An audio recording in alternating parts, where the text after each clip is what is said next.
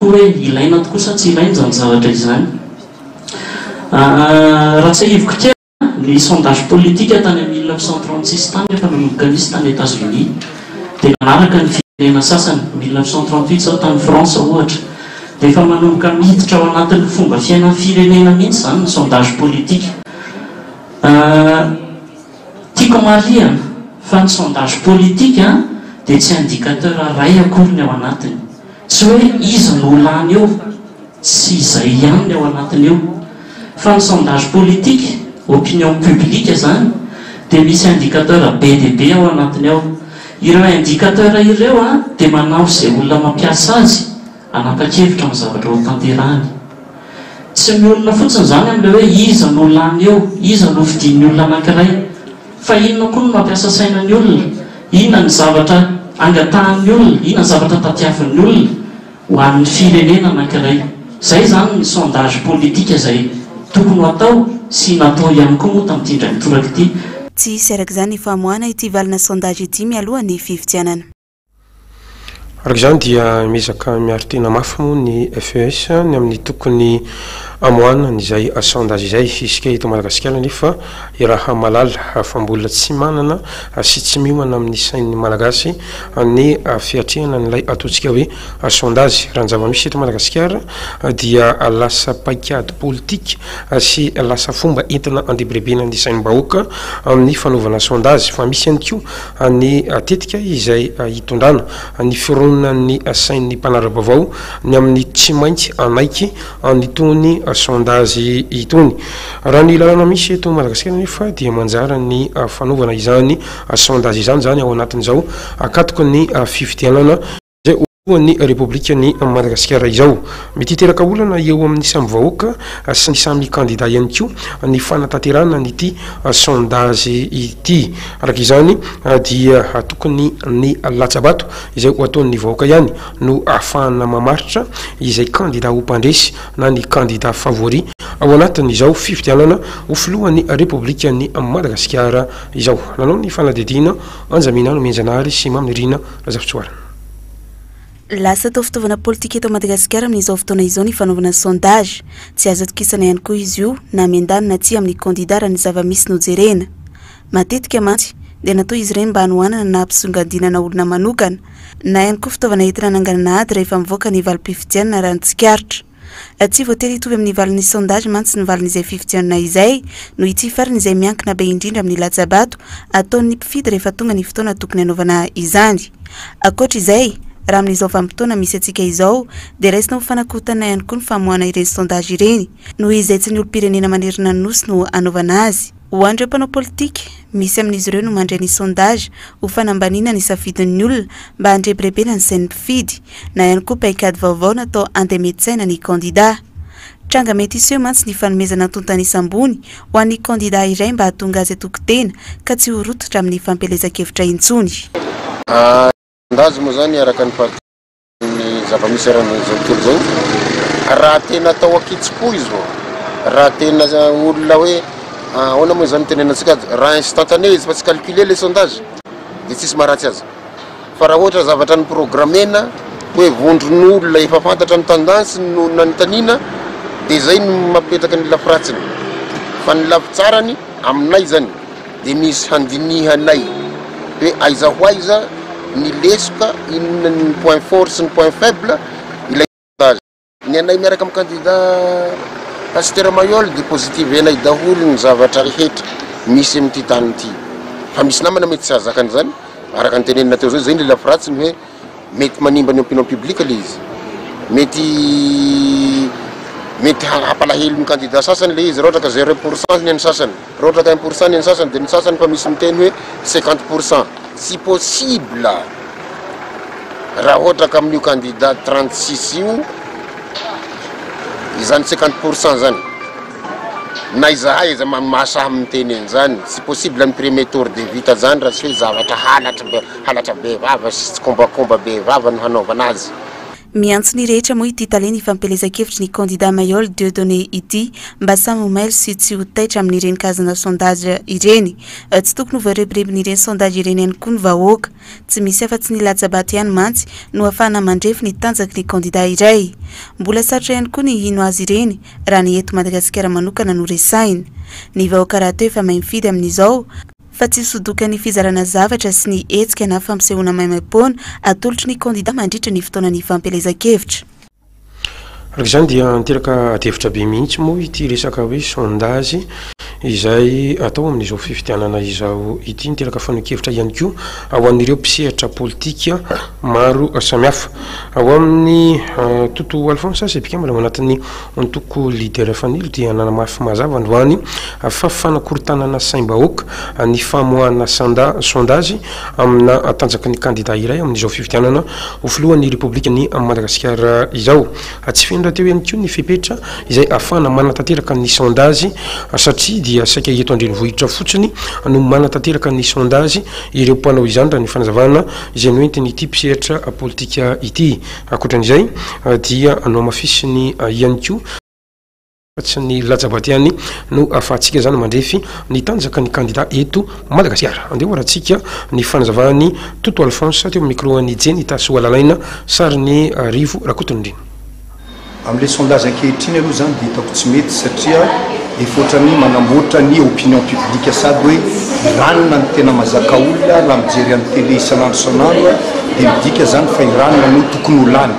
Raha ny hain'ny radio anikeo dia nahaino an'ny président ny CENI Andriamatohery dia nilaza koa izy fa tena tsy fanaovana sondage tsony amin'izao satria efa hita sahady zany fa misy fanamboarana toe-tsaina fanamboarana fifidianana le izy ka ny angaviana reto toko mba tsy ho isy tsony zavatra ohatr'ireny fa vao maika anakorontana ny saim-bahoaka ainganeka ilamina tokoa ty fifidianana ho avy ty fa raha tsy zany ho tonga indray ohatrany taona vitsivitsy lasa zay dia tsy mendrika antsika malagasy tsony fikorontana ny fakanjan'ny candidat anankiray dia par la voie des urnes ny amin'ny farany tsisy afa-tsy zay farany dia farany misy lany no premier tour veriko fa tsy ho isy zany fa ny amin'ny deuxième tour anytsika mifankahita dia rehefa lany io candidat io dia ekeny be sy ny mara araka nytodiavana hoe fifidianana malalaka dia tsy misy raorao fa ekenay zay lany filoham-pirenena amin'ny 10 taona manaraka.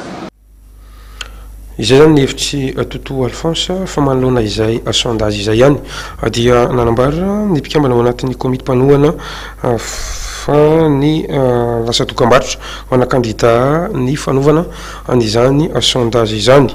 Manakorotana ny saim-bahoaka ihany koa ary lasa manambany ny candidat hafa ny fanatanterahana anireny sondage ireny raha ny fanjavana izay noentin'ny candidat dadafara na ndre mampionina Joseph Martin raha nanontany ny mpanao gazety makasika an'ity resaka sondage ity. Tantely rabe ny lalana sy tiavana Rakotondrina no ny fampiresaka taminy. Sondage mety ho diso aminay ny fomba fijerinay satria ny hevitry ny hafa tsy hevitra ao zany dia izay ny fomba fijerinay azy. Anareo mety ve zay fanaovana le sondage zay sa tsy mety satria mantsy ny soni zao ny teny hoe manakorotana saim-bahoaka ny fisiny le sondage. Za zany te hanamarina kely an'le tenin'ny CENI satria le izy tena manakorotana tokoa. Raha miresaka amin'izao tao anatin'ny 420 ora zay dia resa be tokoa izy iny satria arak'izay teneko zay ny hevitry ny hafa tsy hevitra ao ka raha misy olona miteny fa hoe ianona ny tokony mandresy eo ka tsy tonga amin'izay toerana zay izy dia eritreritra izy hoe ny zavatra tsy nety tatsy na tsy nety taroa fa tokony ianona amin'izay zavatra misy ny rehetra dia miezaka fotsiny mampafantatra ny tenany mba alany azy eo amin'le toerana sy mandresy lahatra zany ny rehetrarehetra dia zay miandry izay valiny izay fa tsy amiko zany amin'izao fotoana izao tsy tokony izy tsony hoe manao sondage ka anakorotana ny sain'ny hafa na hoe araka ny nahitantsika azy teo moa dia ny komity mpanohana ny candidat dadafara no nanazava teo fa tsy izy tenany izay candidat akory araka ny atazantsika tany atrany. Toy izy tsika ny fahampambavao eo amin'ny aseritry ny politika atrany dia miantso ny candidat ho filoham-pirenena rehetra mba anosony an'ilay dina ara-pitsy mpitondran-tena ny firaisamoam-pirenena roy tamin'ity androany ity. Zava-dehibe ny namola volanan'ity dina ity ity mba ofisoroana mety fiverimberenan'ny krizy eto amin'ny Madagasikara iantoka ihany koa ny fitoniana eto amintsika ny fanatanterahana an'izany asony izany midika ho fahavonona sady amin'ny fitoniana eto Madagasikara moa ny fanatanterahana ny asonira ny fanazavana izy ireo hatrany ka anaovany an'izao antso izao andeha hoarantsika ny fanazavana makasika an'izay tena io dia na fomba fiasa ara-moraly sy ataoko hoe aneho ny candidat tsirairay avy ny fahavononany andala ny fahitsiana sy ny fahamarinana ao anatin'ny fanatanterahana ny fiatrehan'ny fifidianana na io mandritra ny fampelezan-kevitra na io mandritra ny fifidianana na aorian'ny fifidianana marina fa tsy ao anatin'ny lalàna tsy maintsy arahana le izy nefa ny kosa fitsipitotondrantena tokony ho aseho ho amin'ny olom-pirenena zany izay ety amin'ny firaisamonim-pirenena dia mezaka mampafantatra ny vahoaka fotsiny reto zany ny candidat vonona ny nosony zany hoe vonona mampiseho fahavononana na fitsipitotondrantena sy fomba filalao ao anatin'ny fifidianana mandala ny fahamarinana sy mendrika ary mitondra ny amin'izay filaminana sy fampandrosoana ny firenena izay ireto ny candidat tsy vonina nosomia izay tsy fantatra ny mety ho fitsipitontratena piariny ao anatin'ny fanatanterahana n'ilay fifidianana avelantsika moa ny makasika ny lafin'ny politika eo amin'ny pejy raha toekarina kosa indray dia tsara amin'ny akapiany ny fanatanterahana ny fandaharanasa raha toekarina izay toana ny faik vola andia ny faefatra raha nitatitra izay nataon'ny iraka ny tahirim-bola iraisam-pirenena tamin'ity androany ity amin'ny akapiany na afapo ny fitantanan'ny Madagasikara an'izany fandaharanasa izany androany moa izy ireo no nanao ny tatitra tamin'ny fomba ofisialy ty tsy tamina renina niaraka tamin'ny ministeran'ny vola sy ny fitantanam-bola sy ity solotenany iraka avy amin'ny tahirim-bola iraisam-pirenena ity nanao ny fanadidina tantely rabeny lalana ateo amin'ny sary nitiavana rakotondrena miatsaratra ny toe-karenan'ny Madagasikara izay tombanana iotra ny 10,000 ny fisondrotry ny be amin'ny ity taona ity izay ambony indrindra tao anatin'ny 10 taona farany raha ny fanazavana nisy fiatsarana ny vokatra sy ny famokarana ka niteraka fiatraikany amin'ny toe-karena malagasy izany raha ambony ny tapisondrotan'ny vidim-piainana tamin'ny faran'ny on a bien constaté que la mise en œuvre du programme économique du gouvernement appuyé par la FMI continue à avancer et commence à porter ses fruits en termes économiques et donc on a souligné qu'il faut continuer à mettre en œuvre le programme, ce qui est le cas, et garder le cap des réformes économiques. Manoloana ny fanitsinany viditsolika dia nisy fahatarana izany tamin'ny atsinjarany noho ny fiakarany viditsolika eo amin'ny sehatra iraisam-pirenena sy ny olana ara-tsosialy nisy teto amintsika ka lasa nampiditrosa ny fanjakana tamin'ireo orinasa mpanjara solika izany. Ireo tompon'andraiky mpanjakana ny FMI mba ampiena ireo fantaniana izay iverina ho lara-pahamena izany dia amin'ny alalan'ny famerenana tsikelikely ny viditsolika amin'ny tena tokony ho izy sy amin'ny fanefana aingana araka izay azo atao nitrosa amin'ny mpanjara solika. Mikasa ny analefahana ny fanitsina ny viditsolika amin'ny sokajin'olona sahirana noho izany izy ireo. Mikasa ny analefahana ny fanitsina ny viditsolika amin'ireo sokajin'olona sahirana noho izany izy ireo na niezaka aza ny jirama tamin'ity taona ity ny fanampiana notakina tamin'ny fanjakana dia nanantitrantitra ny FMI ny mba ampitombona avoroeny ny ezaka merenana ny fanampiana ho an'ny taona ho avy mba tsy hihoatra ny teti-bola nomanina. Par rapport à l'augmentation qui est inattendue du prix du baril à l'international, cela a aussi ajouté à la complexité du problème. L'engagement aujourd'hui, c'est de retourner à la vérité des prix. Et on va s'y atteler à partir de l'année prochaine. C'est ce qui a été convenu avec les pétroliers dans le cadre de la convention qui a été donc signée récemment. Mais quant au calendrier, je ne peux pas donner aujourd'hui une date précise ni approximative, mais ce qu'on peut affirmer, c'est qu'il y a eu engagement de part et d'autre d'arriver à cette vérité de prix, et cela non seulement dans l'intérêt des pétroliers qui travaillent donc dans le secteur, mais aussi dans l'intérêt de l'État. Pourquoi androany moa no nanao ny tatitra mahakasika ny fanatanterahana ny fandaran'asa ara-toekarena tohanan'ny FEC andiany faefatra eto Madagasikara ny iraky ny tahirim-bola iraisam-pirenena sy ny ministerany vola sy ny fitantanam-bola teny Antaninarenina. Amin'izay lafi ny fitantanana ny vola izay ihany fa makasika ny volam-panjakana kosa indray dia manana zo fantatra amin'ny fitantanana ny volam-panjakana eto Madagasikara ny olo-pirenena sy ny fitantanana azy raha ny tatitra izay noentiny hetsika roa tamin'ity androany ity. Maloatra mantsy ireo gaboraraka izay nisy teto amin'ny firenena nandritra ireo fitondrana ny fanesy ka tsy nafahan'ny vahoaka na hita mazava ny tena fomba fampiasa anireny volam-panjakana ireny. Malona izany indrindra ary dia mikarakara hetsika ho fampahafantarana ny volam-panjakana sy ny fampiasana azy ny hetsika roa izay anentanana moa ny olo-pirenena rehetra eto Madagasikara anatrika izany. Ankoatran'izay dia tanjona ny mba ampiarana ny mangarahara eto Madagasikara makasika n'ity fitantanana ny volam-panjakana ity. Jenita Soalalaina teo amin'ny sariny rivo rakotondrina. Lesika teto amin'ny firenena hatramin'izay nandritra ny fitondrana ny fanesy ny tsy fahafantarana ny vahoaka ny fomba fitantanam-bola ataon'ireo mpitondra eto Madagasikara. Miteraka kaboraraka sy fangararana ho an'ny mpitondra nefa izany.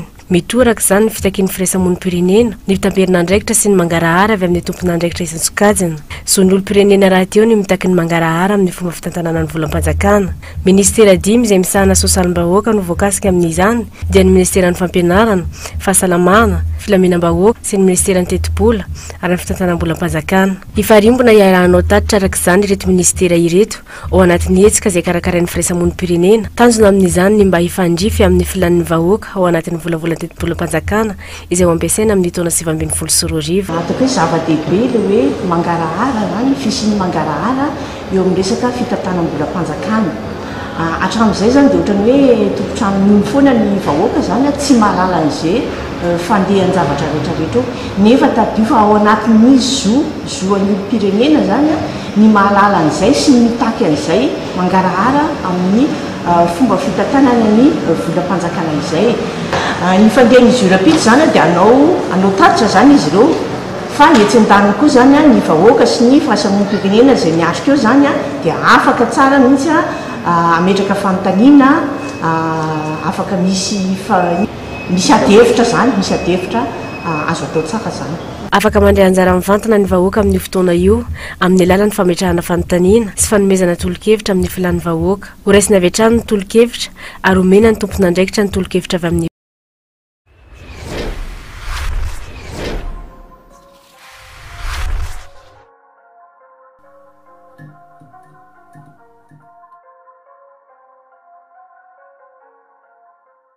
Rivahoaka ny Tomasina sy ny manodidina ny fikambanana Tafaray dia manolotra ho antsika Tola Beach 2018. Tola Beach 2018 ny 3 septembre ka hatramin'ny 7 octobre eo amin'ny torapasika Tomasina andraisan'ireo distrika sy faritra anjara toy izao ny Fandarapitona, Beach Soccer, Fort Dauphin, Morondava, Manakary, Mananjary, faritry Melaky, Analanjorofo, Brickaville, Boeny, Toamasina, Beach Handball ny 4 ka hatramin'ny 7 octobre ahitana ny ekipany Toliary, Antananarivo, Mahajanga, Toamasina, Beach Volleyball ahitana ireto ekipa ireto UBC Analamanga, AS VBM Boeny, Cosbe Boeny, Volley Tamatave, Super Photo, Mami, BRVB ary indrindra ireo ekipa voafantina Analamanga sy Salco Analanjorofo. Beach Rugby ahitana ireto ekipa ireto 3FB, USCA, UAS Semino, 15 Family, FTA Anatiazo, FTMA Antomodinka, TAM Amousbe, Tamatave. Tola Beach 2018 3 septembre ka hatramin'ny 7 octobre eo amin'ny torapasika Tamatave. Partenaire média Honor Radio TV, AZ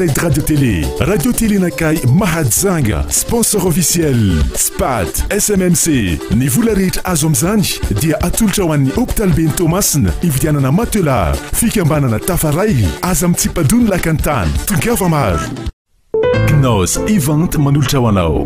Boude telopolo taona fahatomboka amin'ny fiderana aloha ao amin'ny palais des sports Mahamasina ny alahady 3 septembre amin'ny 3 volakandro iarako amin'ny VHF izay mankalaza ny fahafolontaonany sy ny koralany Alasata azadino ao amin'ny palais des sports Mahamasina ny alahady 3 septembre amin'ny 3 volakandro bodo telopolo taona mpiara la ligne de mire gazety titre panoana officiel on air radio TV adievitra fampahafantarana programa anasy faneho-kevitra sy famelabelarana ara-politika manomboka izao dia omena vahana manokana ny tontolo ny fividianana sy ny fampelezan-kevitra eto amin'ny on air TV sy on air radio tongava ary manantona anay dia nizao ety amin'ny immeuble STOI en Cournano na antsony lahara telefônina 03411 965 74.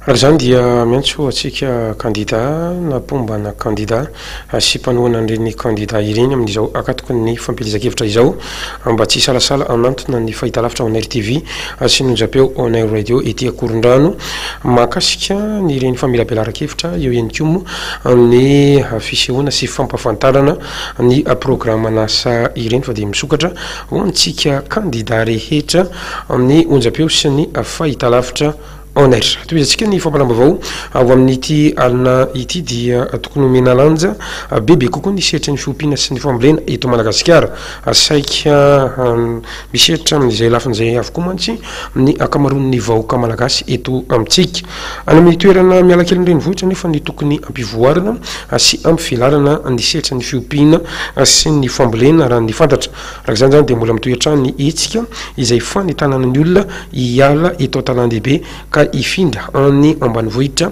isehatra eo amin'izay tontolo ny fiompiana sy ny fambolena izay anjaminany menjanahary teo amin'ny sariny mamindrina Razafitsoarana. Anisan'ireo olona mampidi-bola be indrindra ny olona misehatra amin'ny fambolena sy ny fiompiana raha tsy resaka fotsiny ireo olona ny findramonina ny alan'ny renivohitra toy ireo olona izay tafiditra atao anatin'ilay tetikesa fifindramonina ka nanompo-ponenana tany fionana sy sonedanana izay fianakaviana efa manodidina ny 300 mahery izy ireo amin'izao fotoana izao ka tany manodidina ny 2 hektara isaky ny fianakaviana no omena azy ireo mba hahafahany mivelatra bebe kokoa amin'izay sehatry ny fambolena sy fiompiana izay.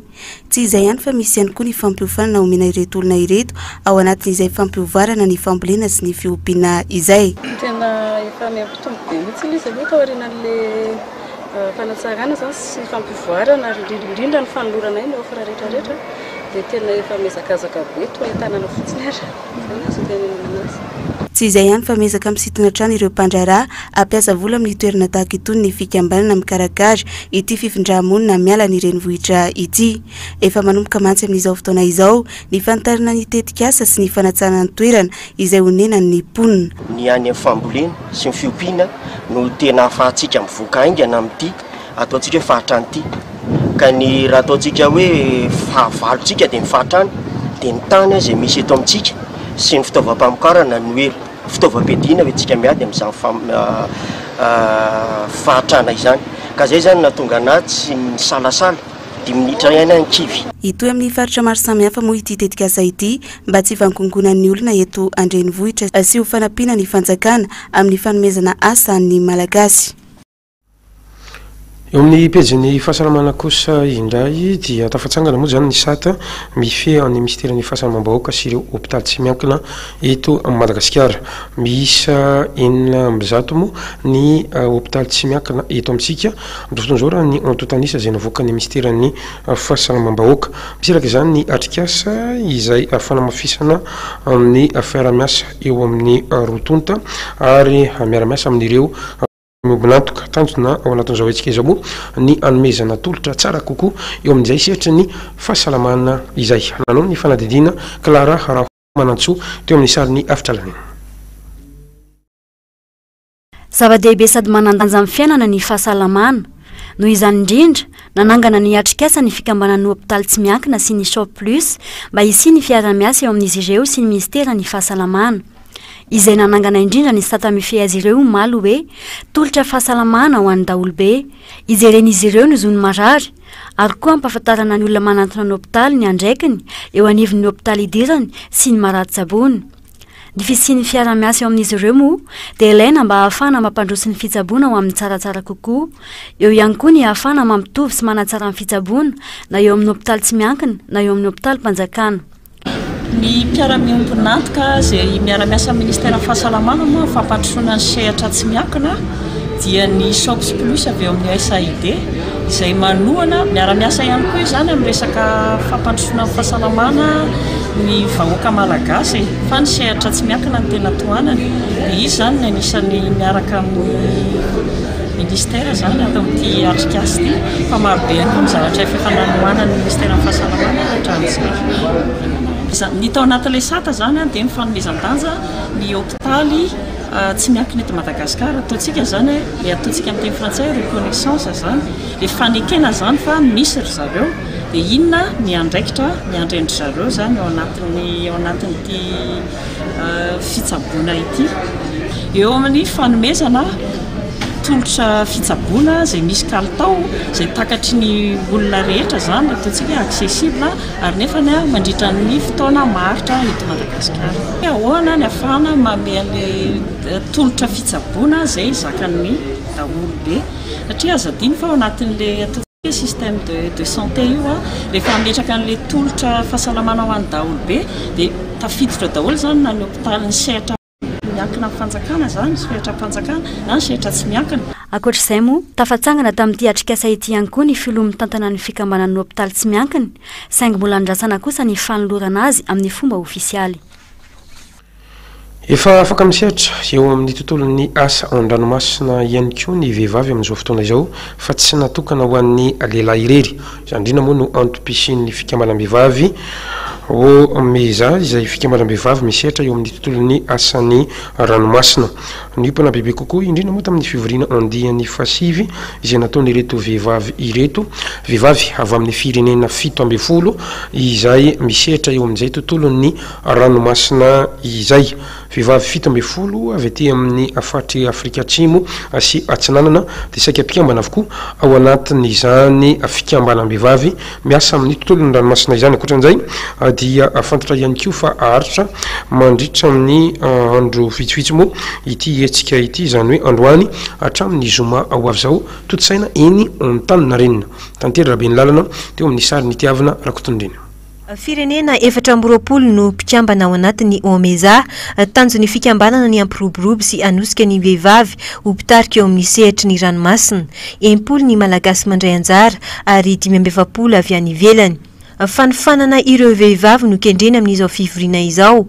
Folo latsaka izao mantsy ny vehivavy manana andraikitra eny anivon'ny sambo, misy ny mpanamory, ny mécanicien. Fijan'ny vehivavy anatin'ny sehatry ny ranomasina dia raha mijery nareo ny antontanisa dia vitsy dia vitsy aloha ny vehivavy ohatra hoe mpitondra sambo na antsosika ihany koa mpanamory sambo izay no mety tena dika azy. Vitsy ihany koa tsy manana tontanisa afaky ny zavatra azo lazaina dia hoe vitsy. Ny vehivavy miazo singanina manokana kosa dia hoe misy ny vehivavy amin'izao efa miasa ao anatin'izany kirakira milina ao anatin'ny sambo izany hoe chef mécanicien vehivavy malagasy anatina sambo efa misy izany ary mbola tanora dia tanora. Izay ny antony ilazana hoe mbola vitsy ilay izy fa efa misy haingy avao zany hoe efa manomboka fantatra eo ny vehivavy fa afaka ataona ilay miasa reny. Izao no natao dia ho fanohizana ny fiara-miasa n'ireo firenena mpikambana sy fanatsarana ihany koa ny sehatry ny asan'ny vehivavy eny anivon'ny ranomasina. Nanolotra vary sy fanafody ho fanampinan'ny Madagasikara ahafahany miatrika ny loza voajanahary kosa ny firenena indiana tamin'ity androany ity. Ny BNGRC moa na ny birao nasionaly natokana ho an'ny tandin'ny loza sy ny loza no nanoran'izy ireo izany tamin'ny fomba ofisialy io maraina io. Tonga nanotrona izany moa ireo tompona andraikitra isan-tsokajiny eto Madagasikara. Tanjona arateo ny itoizan'ny fiara-miasa eo amin'ny firenena rotonta. Nanatrika izany Tantery Raben'ny lalana sy tiavana Rakotondrena. fanafody sy fitaovana mitetina ray faingo 5 tapitrisa dolara sy vary milanja 1000 taonina no nomen'ny Inde ho antsika ho fanampiana ny mponina amin'ny fiatrehana ny loza voajanahary. Anisan'izany ny fanafody ny pesta izay hozaraina amin'ireo sampana maro na ny direction régionale misy ny pesta. Eo ihany koa ny fanafody natazmouk sy ny maro samihafa. Efa nisy ihany koa ireo fitaovan-tserasera nomen'ny PAM anatanterahana ny asa eny anivon'ny BNGRC. Vonina hiatrika ny fitaopavaratra izany ny BNGRC. Ireo fitaovana ireo dia fitaovana azontsika maimaipona tamin'ny gouvernemanta indiana ary rehefa aterin'ireo any amin'ny tompon'andraikitra tokony dia ry zareo no mizara azy amin'ireo vahoaka zay hita zareo fa mety mila an'izy ireo. Ny BNGRC zany amin'izay fotoana zay dia mamantatra fotsiny aiza ny toerana misy azy ary manaritra andreo mba hatongavany any toerana ahafahana sitraka andreo entana zay neny avatsika avantireo. Mialohan'aloha dia tsy maintsy ataonay zany ny fampianarana sy ny fanofanana ny olona sy ny tsirairay afahafantarana azy inona ny loza mety hitranga ary ahoana ny fomba hiarovana ny ain'ny olona sy ny fananany amin'ireo loza ireo. Raha tsy tokoa tonga ny loza dia avy zahay zany tsy maintsy manao ny vontsy ainy vontsy taitra amin'ny zay toerana ny nisy an'izay loza mba ahafahantsika zany manavitra ny ain'ny olombelona sy ny fananany. Ka rehefa avitra somatsara reny olona reny dia atao zay ampitraka azy averina aminy mikasina maha-olombelona. Tonga nanatrika ity fanolorana fanampiana nataon'ny firenena indiana ity ny Prime Ministre, ny Ministry ny Aditany ary ny Masivoan'ny Inde izay miasa sy monina eto amintsika. Mikarakara etsika ara-panatanjahantena izany hoe lalao baolina kitra ho an'ireo tanora aty amin'ny faritry Ankorondrano Atsimo moa ny kandida Joseph Andriamampionina Martin na hitadafara amin'izao fotoana izao. Ny alahady ho avy izao moa no anatanterahana n'ity lalao baolina kitra ho amin'ny tanora ity. Andeha ho aratsika ny fanadidina mikasika an'izay hoe ny tantela be ny lalana sy ty avina rakotondrina. Toy ny etsika ara-tsosialy izay notanterahany komity mpanohana ny kandida Joseph Martin na dadafara tamin'ny alatsinainy lasa teo dia isy ihany koa ny fifaninanana baolina kitra ho tanterahan'izy ireo amin'ny alahady ho avy izao eny amin'ny kianjana Ankorondrano Atsimo. Andray anjara amin'izany ireo vehivavy veteran ary ny junior avy eo anivo ny fokotany Ankorondrano Andranomahery Ankazomanga Ankorondrano Atsimo. Faninanana baolina kitra le izy dia misy mpandray anjara vitsivitsy ao anatiny, misy vehivavy misy veteran misy senior. Tanjona zany dia voalohany indrindra ho firaisankina zany ny mpanao fanatanjahantena ety amin'ny faritra manodidina ny Ankorondrano Andrefana, Tsaramasay, Ankazomanga ary Andranomahery. Faharoa manaraka an'izay mba ho fampilalaovana ihany koa an'ireo tanora ireo izay ao anatin'ny vakansa zany izy amin'izao fotoana izao. Dia ny fahatelo farany izay amin'ny maha hoe etsika ny comité de soutien ny dadafara izay dia ho fanohanana ny dadafara satria dadafara dia fantatray fa tia fanatanjahantena ary tia manampy ny ankizy mpanao fanatanjahantena izy dia izay no tena tanjona lehibe. Izay ny etsika fanatanjahantena fa eo amin'ny tontolon'ny fiderana ihany koa dia manana didy sy andraikitra amin'izany ny polisim-pirenena akoatra amin'ny fitandronan'ny filaminana sy ny fandriampahalemana eto Madagasikara raha nambaran'izy ireo tamin'ity androany ity. Manonjay ary dia mikarakara etsika fiderana ny polisim-pirenena izay mitondra ny lohateny hoe antsa fiderana polisy mivavaka ho an'ny firenena dia i Madagasikara. Etsika izay hototsaina itsy amin'ny cercle mesa Antanimora ny fahaenina ny volana Oktobra ho avy izao. Andeha ho aratsika ny fanadidina makasika an'izay hoenty ny fanoelara andihana tenaina teo amin'ny sary ny maminirina razafitsoarana. Ho tanteraina ny sabotsy 9 Oktobra ho avy izao eny amin'ny cercle mesa Antanimora ilay etsika antsa fiderana tanterahin'ny polisy pirenena izay anasana ireo olo-pirenena rehetra tsy ankanavaka. Nanambara ihany koa izy ireo fa tsy hanasongadina ny tokom-pinoana fivavahana izy ireo anatin'ity etsika ity. Tsy safidy loko na firehan-kevitra politika ihany koa ny polisy pirenena ao anatin'ity etsika ity. Afaka manatrika izany avokoa araka izany olo-pirenena rehetra. Ny fahatsiarovan'izy ireo maha olo-pirenena azy sy ny fananana didy eto amin'ny firenena moa no anton'izany raha ny fanazavana hatrany. Fitrotroana mibavaka amin'ny firenena moa no tena atao amin'ny etsika io raha ny fanazavana. Polisy mivavaka ho an'ny fireneny dia i Madagasikara. Izany etsika izany dia etsona sy anasana ireo olo-pirenena rehetra na saranga inona tsy hanasongadinana amin'ny tokom-pinoana na fivavahana. Tsy fanasongadinana tokom-pononana fivavahana ary tsy isafidianana na navahana loko na firayan-kevitra politika. Fivavahana na fotoam-pivavahana tena antsafiderana zay no lohahevitra ilay izy. Ankoatra ty hetsika ty dia isy ihany koa ny fanentanana izay ataon'ny polisy pirenena mba ahafahan'ny vahoaka malagasy rehetra mitrotro mibavaka amin'ny firenena indrindra fa amin'izao akatoko ny fifidianana izao. Nisan'ny zavatra mahafinaritra sy mety avariana ihany koa zany ny fahitana an'izany polisy pirenena hira anao antsapidirana izany izay zavatra mahafinaritra moa zany miala amin'ny mahazatra raha toka mitsika sofle eny amin'ny arabe mitandro ny fandriampahalemana no ahafantarantsika ny polisy pirenena. Toy izantsika ny fampanambavao isan-taona no misy ny hetsika izay karakarain'ny pity mozika jazz izay tarihin'ireo tompon'andraikitra isan'ny tsokajiny. Isy indray araka izany ny hetsika Madagasikara andiany fahasivy amby roapolo izay ho tanterahana eto Antananarivo renivohitra ny fahatelo hatramin'ny fahatelo ambin'ny folo ny volana oktobra ho avy izao eny amin'ny Cinéma Plaza no anokafana izany amin'ny fomba ofisialy. Fanuela Randiana Tenaina teo amin'ny sariny Mamirina Razafitsoara.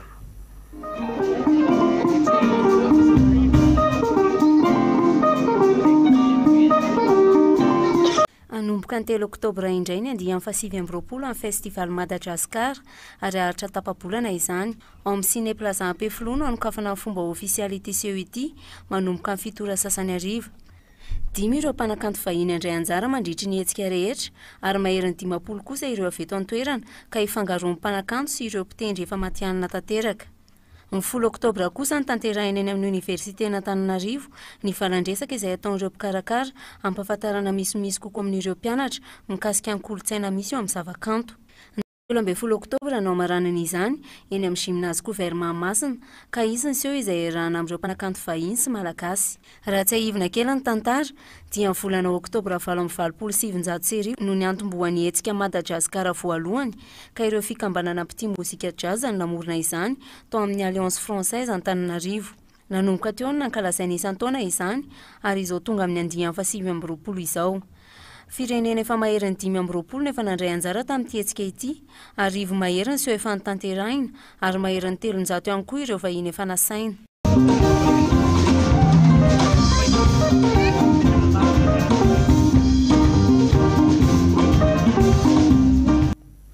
Izany makasika ny Madagasikara eo amin'ny tontolon'ny horonan-tsary kosa dia anisany niteraka takaita ratsy teto Madagasikara moa ny hetsika tamin'ny 7 sy 700 manonjany indrindra no nitsirian'ny hevitra ho an'ny Marie Clémence Andriamota anoratra ny tantara momban'izay hetsika tolom-panafana tamin'ny 7 sy 700 izay ka navotrany ho lasa horonan-tsary.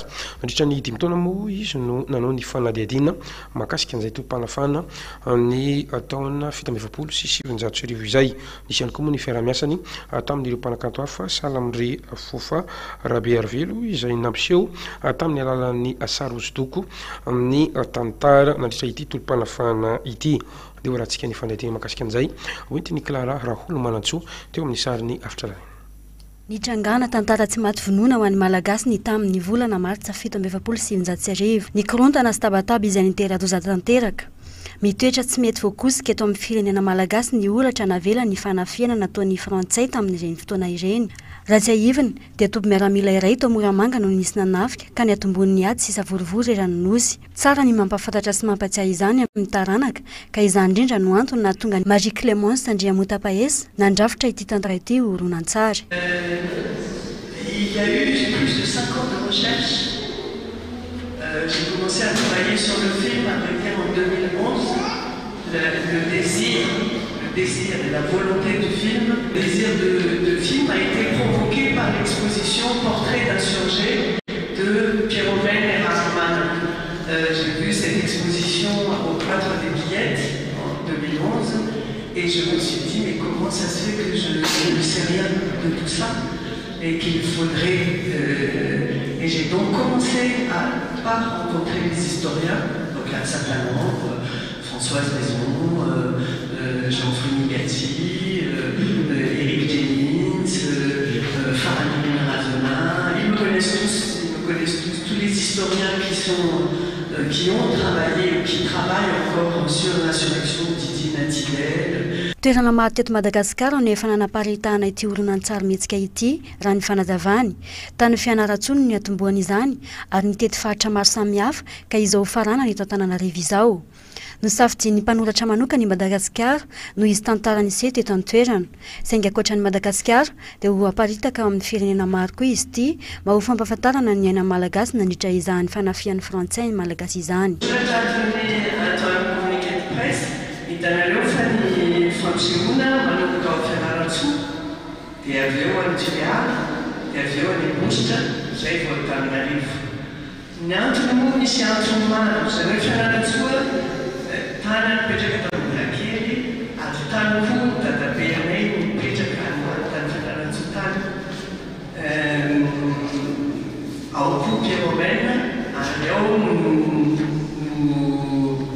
ny station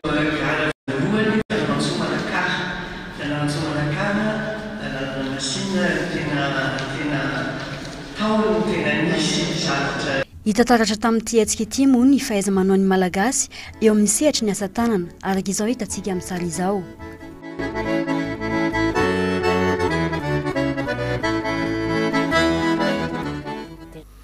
dia ny lafombaviany ihany koa ny antsika manakatona ny fampalambavao eto amin'ny Honnête TV ao amin'ity alina ity mankasiraka anao indrindra tokolasy tongovavy niaraka taminay hatramin'ny farany. Ny sampany fampalambavao dia manome fotoananao amin'ny rahampitso indray azadino fa mivatana amin'ny Facebook sy ny YouTube atrany moa ny fampalambavao antsika ary azontsika atao ihany koa ny mijery izany ao anatin'ny tony tamazotra serasera itony. Koatran'izay dia manasanao anaraka ny fandarana Honneur Magazine ao arina ny fampalambavao satria andray vahiny isika dia Ramatoa Lalatina Ravolomanana izay folomboninahitra ny antokomanda ho an'ny firaisam-pirenena no sady mpanotsaina ny tanàna Antananarivo ihany koa amin'izao fotoana izao iresaka mahakasika ny raha-pirenena indrindra fa ny tontolon'ny fifidianana izay ho totosaina eto Madagasikara. Mandra-piresaka vetivety ary tompolasy tovavy.